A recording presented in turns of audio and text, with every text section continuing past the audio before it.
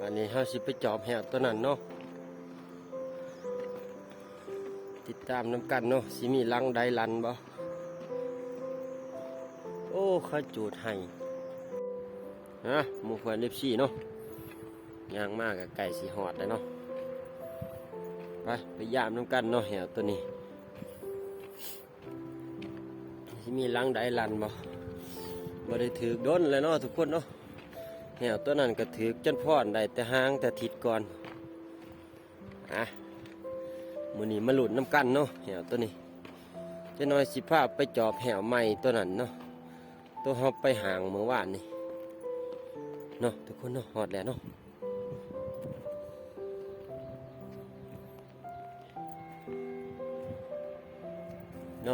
ลังแหละเข้าเป็ดจะได้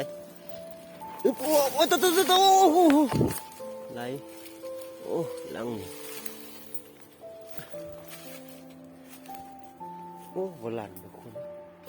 นี่เนาะยังคือเก้าลังนี่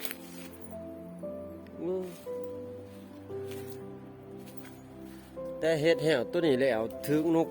แต่ฝุ่นเนาะทุกคนเนาะตัวเดียวแล้วเลย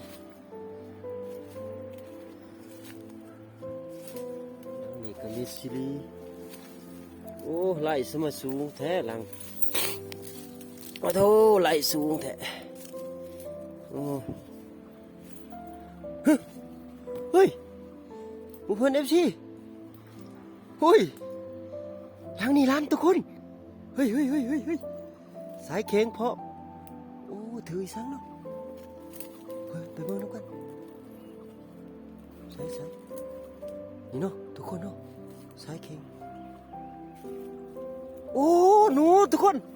ว้าหมูเพื่อนFCเห็นป่ะหนูโอ้หนูน้อยหนูสองขาวทุกคนโอ้ถือลังนี่มันทุกคนมันโอ้นี่เนาะ